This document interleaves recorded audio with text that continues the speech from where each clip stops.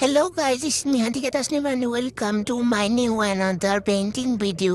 তো চলো স্টার্ট করি। এই পেন্টিংটা আমি করছিলাম আজকে বসে বসে, এমনি ভালো লাগছিল না।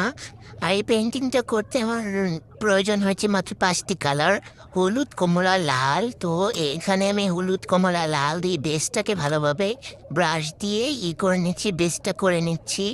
করে নিয়ে তারপরে আমার অরেঞ্জ কালারটা একটু কম হচ্ছিল, তাই আমি আর একটু দিব।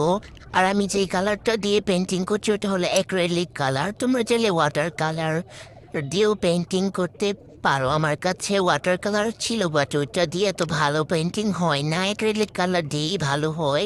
তো আমি অ্যাক্রিলিক কালার দিয়ে প্রথমে এগুলো পানি একটু মিক্স করেছি, নাহলে আমার কালারগুলো সব শেষ হয়ে যাবে।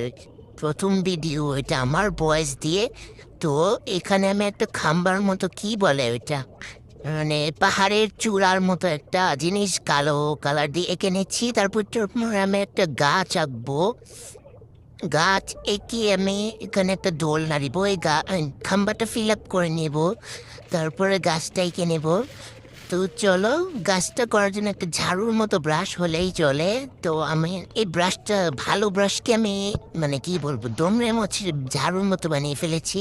তারপর দোলনাটা এঁকে নিলে আমাদের পেন্টিং কমপ্লিট। তো আমরা সাইডের টেপগুলো উঠিয়ে নেব। টেপ উঠানোর সময় দেখবে কাগজগুলো ছিঁড়ে যাচ্ছে, তা আমি টেপটা উঠাতে আমার অনেক কষ্ট হয়েছে।